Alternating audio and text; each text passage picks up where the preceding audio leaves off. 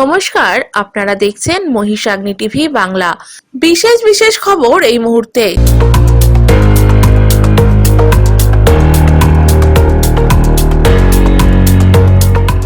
আগুনে ভস্মীভূত গোটা বাড়ি। বায়ারমারি ক্লাব গ্রাউন্ডে আয়োজিত সভায় বিজেপি নেতৃত্বের বিরুদ্ধে তীব্র ক্ষোভ প্রকাশ তৃণমূলের।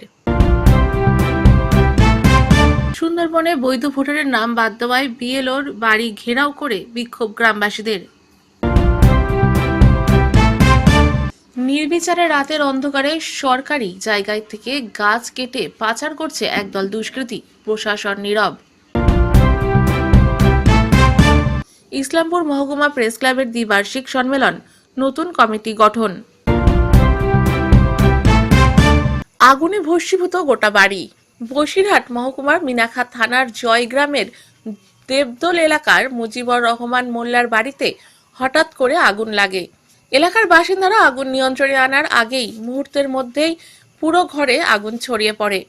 এলাকায় কোনো ফায়ার ব্রিগেড না থাকার কারণে এলাকার বাসিন্দারা পাম্প মেশিন চালিয়ে জল দিয়ে আগুন নেভায়। ঘটনার খবর পেয়ে আগুন নিভে যাওয়ার পর ঘটনাস্থলে আসে মিনাখা থানার পুলিশ। আগুন লাগার সঠিক কারণ জানতে তদন্ত শুরু করেছে পুলিশ। পুলিশের প্রাথমিক অনুমান বৈদ্যুতিক শর্ট সার্কিটের থেকেই আগুন লেগেছে, তাই ক্ষতির পরিমাণ এখনো জানা যায়নি। বায়ারমারি ক্লাব গ্রাউন্ডে আয়োজিত সভায় বিজেপি নেতৃত্বের বিরুদ্ধে তীব্র ক্ষোভ প্রকাশ তৃণমূলের। সন্দেশখালীতে বিজেপি সভার 3 দিনের মাথায় একই মঞ্চ থেকে পাল্টা শক্তি প্রদর্শন করল তৃণমূল কংগ্রেস। বৃহস্পতিবার সন্দেশখালী বিধানসভার বায়ারমারি ক্লাব গ্রাউন্ডে আয়োজিত এই সভায় বিজেপি নেতৃত্বের বিরুদ্ধে তীব্র আক্রমণ জানালেন তৃণমূল নেতারা। চলতি সপ্তাহের সোমবার ওই একই মাঠে সভা করেছিল বিজেপি। সেই সভায় উপস্থিত ছিলেন বিরোধী দলনেতা শুভেন্দু অধিকারী এবং কেন্দ্রীয় মন্ত্রী শিবরাজ সিং চৌহান। সেখান থেকেই রাজ্যের শাসক দলকে লক্ষ্য করে একাধিক অভিযোগ তুলেছিলেন তারা। সেই বক্তব্যেরই পাল্টা জবাব দিতে বৃহস্পতিবার একই জায়গায় সভা করে তৃণমূল কংগ্রেস। তৃণমূলের এই সভায় উপস্থিত ছিলেন রাজ্যের বন প্রতিমন্ত্রী বীরবাহা হাসদা এবং দলের মুখপাত্র অরূপ চক্রবর্তী সহ দলের একাধিক নেতৃত্ব।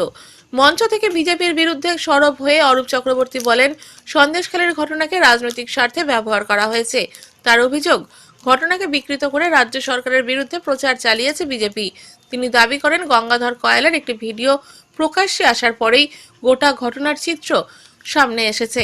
সেই ভিডিওতেও নাকি স্পষ্ট হয়েছে যে ধর্ষণের মতো ঘটনা ঘটেনি, অথচ সেইটিকেই পরিকল্পিতভাবে অন্য রূপ দেওয়া হয়েছে।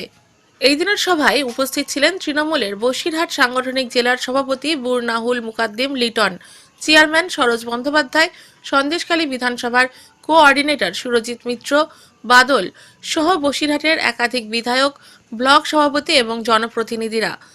এই দিনের সভাকে ঘিরে এলাকায় তৃণমূল কর্মী সমর্থকদের ভিড় লক্ষ্য করা যায়। বিজেপি সভার উপর একই মঞ্চে তৃণমূলের এই পাল্টা কর্মসূচিকে রাজনৈতিক মহল শক্তি প্রদর্শনের অংশ হিসেবেই দেখছে।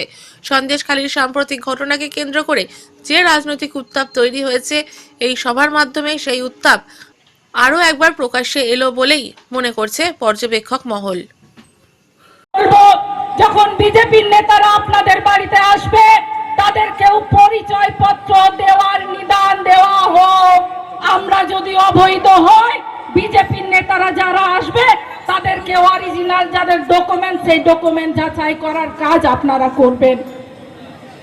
কারণ আপনি তো 24-এ ভোট দিয়েছেন। 24-এ ভোট যদি ঠিকঠাক না দিয়ে থাকতেন, দিল্লির জমিদারেরা সরকার গঠন করতে পারতো না। আজকে আমাদেরকে কি বলা হচ্ছে, 2024-এ যারা ভোটার তারা অবৈধ, 2002-এর ভোটার লিস্ট থেকে আপনার বৈধতা যাচাই হবে। তাহলে যারা বিজেপির নেতারা আসবে, আপনারা যারা ভোটার, আপনারা কেন প্রশ্ন করবেন না আপনার অরিজিনাল ভোটার লিস্টে নাম আছে কিনা, আপনার বাবার, আপনার ঠাকুরদারের অরিজিনাল কাগজপত্র আছে কিনা। আমি আশা করব সবাই মিলে 26-এ যখন আপনাদের দরজায় দরজায় আসবে বিজেপির নেতারা, তাদের কাছে সেই প্রমাণপত্র কিংবা তাদের ঠাকুরদার কিংবা তার বাবার কাগজপত্র আপনারা দেখবেন, তারপরেই ঘরে ঢুকতে দেবেন, এই আশা আপনাদের কাছে করব। 2024-এর পর বারবার এটা প্রমাণিত হয়েছে, সন্দেশখালীর আন্দোলন সেদিন বিজেপির ছিল একটা মিথ্যা আন্দোলন এবং সে সময় আমাদের দলের সভানেত্রী মমতা বন্দ্যোপাধ্যায় এবং আমাদের দলের সাধারণ সম্পাদক সাংসদ অভিষেক বন্দ্যোপাধ্যায় বারবারই বলে এসেছিলেন এটা বিজেপির একটা গেম প্ল্যান। আজকে নয়, ঠিক পার্লামেন্ট ইলেকশনের পরে এটা প্রমাণ হয়েছিল, মায়েদের স্বীকারোক্তি, মায়েদের উপস্থিতি এবং আজকের নতুনভাবে প্রমাণ করালো সেদিন বিজেপির এটা ছিল একটা চক্রান্ত। সন্দেশখালীর মানুষ মমতা বন্দ্যোপাধ্যায়ের উন্নয়নের সাথে ছিল, আছে এবং আগামী 2026-এর বিধানসভা নির্বাচনে প্রাক লগ্নে দাঁড়িয়ে আজকের এই জনসভা প্রমাণ করালো এই জেলার জয়ের রথটা শুরু হবে সন্দেশখালীর জয়ের মধ্য দিয়ে।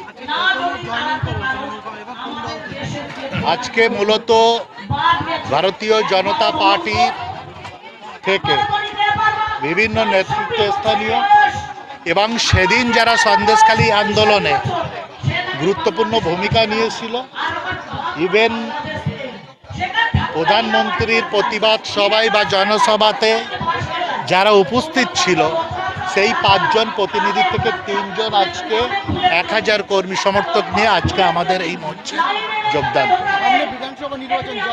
পার্সেন্টেজ আমরা সুনিশ্চিত যে এই বিধানসভা আমরা 30,000 ভোটের ব্যবধানে জয়লাভ করব।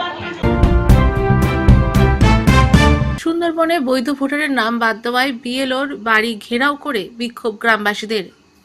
গত কয়েকদিন আগে এসআইআর এর চূড়ান্ত তালিকা প্রকাশিত হয়েছে। এই তালিকা প্রকাশিত হওয়ার পর দেখা গিয়েছে হিঙ্গলগঞ্জ বিধানসভার কেওড়াখালী এলাকার 101 নম্বর বুথের বেশ কিছু বৈধ ভোটারের নাম বাদ গিয়েছে, আবার বেশ কিছু অনুপ্রবেশকারীদের নাম ভোটার তালিকায় রয়ে গিয়েছে।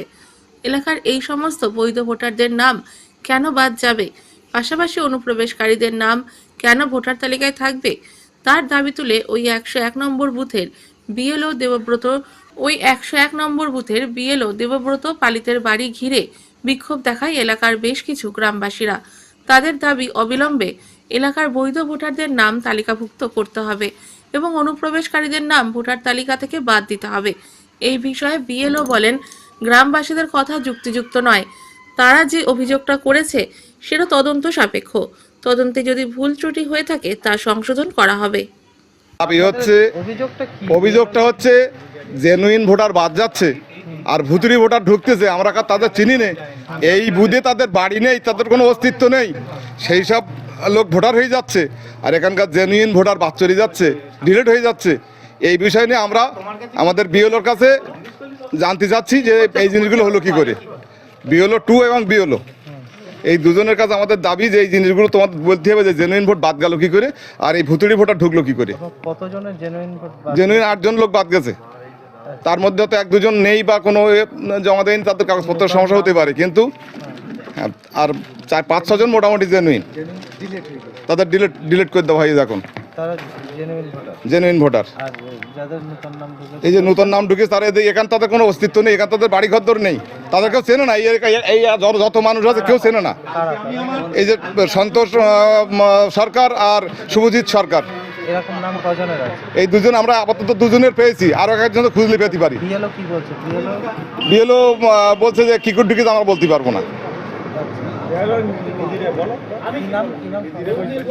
সন্তোষ সরকার আর শুভজিৎ সরকার, এনাদের এখানে কোনো বাড়ি ঘর নেই, এই বুথে কোনো তাদের কেউ চেনে না, অথচ তাদের নাম দেখতে পাচ্ছি তারা এসে ভোটার হয়ে যাচ্ছে। অথচ যারা জেনুইন লোক তারা কেউ ভোটার হতে পারছে না, এখানে তাদের নাম কাটা পড়ে যাচ্ছে। আমার নাম স্বপন সরকার। আমি চাই যে এই সঠিকভাবে তথ্য যাচাই করে এর ব্যবস্থা নেবো, যত ব্যবস্থা নেওয়া হোক। এখানে ওরকম কিছুই তো হয়নি। যাদের নামে একটা অবজেকশন এসেছিল, অবজেকশন লিস্টে তাদেরকে হিয়ারিংয়ে পাঠানো হয়েছে। না, সেটা অভিযোগ করলে সেটা অভিযোগ তদন্ত সাপেক্ষ। অভিযোগ হলে যদি সেরকম খুঁজে পাওয়া যায় তখন সেটা বলা হবে। নির্বিচারে রাতের অন্ধকারে সরকারি জায়গায় থেকে গাছ কেটে পাচার করছে একদল দুষ্কৃতী, প্রশাসন নীরব। উত্তর 24 পরগনার বসিরহাট মহকুমার হাসনাবাদের রূপমারি গ্রাম পঞ্চায়েতের পূর্ব খেজুর বাড়িয়ায় রাতের অন্ধকারে একের পর এক প্রাচীন গাছ কেটে পরিবেশ ধ্বংস করছে একদল দুষ্কৃতী। কোনো হেলদোল নেই প্রশাসনের, নির্বিচারে কাটা হচ্ছে গাছ, যা কিনা বাম আমলে লাগানো এই গাছ তা তৃণমূলের আমলে একে একে কেটে নিচ্ছে এলাকার অসাধু কারবারিরা। বিশ্ব উষ্ণায়নের গাছের গুরুত্ব অনেকটাই, কারণ গ্রীষ্মকালে শীতকালীন গাছের অনেক গুরুত্ব রয়েছে। একটি গাছ একটি প্রাণ এবং সুন্দরবন রক্ষার্থে এই গাছের অনেক ভূমিকা রয়েছে। তাই নির্বিচারে গাছ কাটা বন্ধ হোক, না হলে আগামী দিনে বিশ্ব উষ্ণায়নের অক্সিজেনের ঘাটতি দেখা দেবে। তাই গাছ রক্ষার্থে বিশেষ উদ্যোগ নেওয়া দরকার। প্রশাসন এ বিষয়ে তদন্ত করুক। হিঙ্গলগঞ্জের বনভূমির কর্মদক্ষ ও সুরজিৎ বর্মন তিনি বলেন, এ বিষয়ে প্রশাসন দেখুক আর তার যথাযথভাবে আইনগত ব্যবস্থা নেওয়া হবে। গাছ কাটা বেআইনি এমনটাই তিনি বললেন। এলাকার সাধারণ মানুষ লিখিত অভিযোগ দায়ের করেছে হাসনাবাদ থানায়। তারপরেও দুষ্কৃতীদের দৌরত্ব থামার নয়। একটা অভিযোগ হচ্ছে আপনারা গাছ কেটে নিয়েছো রাত্রি ও দিনে অনেক। রাত্রি কোনো গাছ কাটা হয়নি, দিনের বেলায় কেটেছে পূজার জন্য, হরি পূজার জন্য দুটো গাছ কেটেছে। তা মরা গাছ ছিল, আর জ্যান্ত গাছগুলো কেটেছে সেগুলো কারা কেটেছে ওটা আমরা জানি না। কি চাইছেন এখন আপনারা? তা এখন যদি প্রশাসন যদি দেখতে চায় বা কোনো কিছু করতে চায় তাহলে সেটা দেখুক। এখানে একাধিক ভাবে, আজ বলে না, প্রায় রাত্রি দিবায় সব সময় এখানে গাছ কাটাকাটি হয়। কারা কাটে কি করে জানবো, কিন্তু দুষ্কৃতীরা ছাড়া কারা কাটে এরা তো মানতে হবে। তাই আমি আপনাদের কাছে অনুরোধ করছি যে প্রশাসন কিংবা পঞ্চায়েত সরকার সব দিকে লক্ষ্য দিক যে গাছগুলো কেটে রাস্তাটা খালি করাটাই কি বেটার। আমরা চাই যে এটা অবিলম্বে বন্ধ হোক। বিআইএম পরিচালিত বোর্ডের লাগানো যে গাছ রূপামারি পঞ্চায়েত এলাকায়, সেই গাছ এরা স্বাভাবিকভাবেই খেয়ে ফেলছে। এটা নতুন কিছু নয়, তবে এটাকে বেশি দিন প্রশ্রয় দেওয়া যাবে না। বিএনএস সেকশন 328 এবং ওয়েস্ট বেঙ্গল ট্রিজ অ্যাক্ট 2006 এইসব মাতব্বরদের পাড়ার বসদের জেনে রাখা উচিত। মাথায় ঢুকিয়ে নিন, আপনাদের এই আইনের আওতায় আনা হবে। দেখুন, গাছ কাটা বেআইনি, আর রাতের অন্ধকারে যিনি অভিযোগ করেছেন তিনি স্পেসিফিক কোনো নাম বলেননি। সুতরাং প্রশাসন তদন্ত করছে, তদন্ত করে অভিযুক্ত সাজা হোক, এটা আমি চাই। ধন্যবাদ। হিঙ্গলগঞ্জ পঞ্চায়েত সমিতির বনভূমির কর্মাধ্যক্ষ সুরজিৎ বর্মন। ইসলামপুর মহকুমা প্রেস ক্লাবের দ্বিবার্ষিক সম্মেলন, নতুন কমিটি গঠন। ইসলামপুর মহকুমা প্রেস ক্লাবের দ্বিবার্ষিক সম্মেলন বৃহস্পতিবার অনুষ্ঠিত হলো।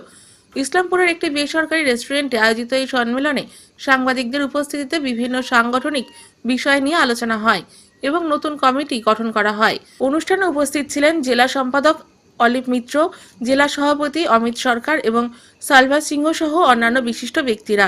সম্মেলনের শুরুতে বিদায়ী সম্পাদক মেহেদি হেদায়েতুল্লাহ সম্পাদকীয় প্রতিবেদন পেশ করেন এবং গত 2 বছরের সাংগঠনিক কার্যকলাপ ও ভবিষ্যৎ পরিকল্পনা তুলে ধরেন।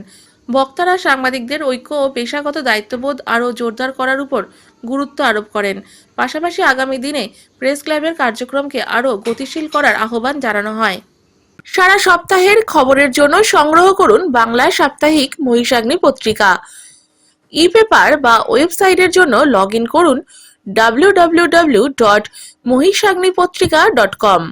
এছাড়াও ইউটিউব এবং ফেসবুক থেকে চ্যানেলটি দেখলে অবশ্যই সাবস্ক্রাইব করে সঙ্গে থাকুন।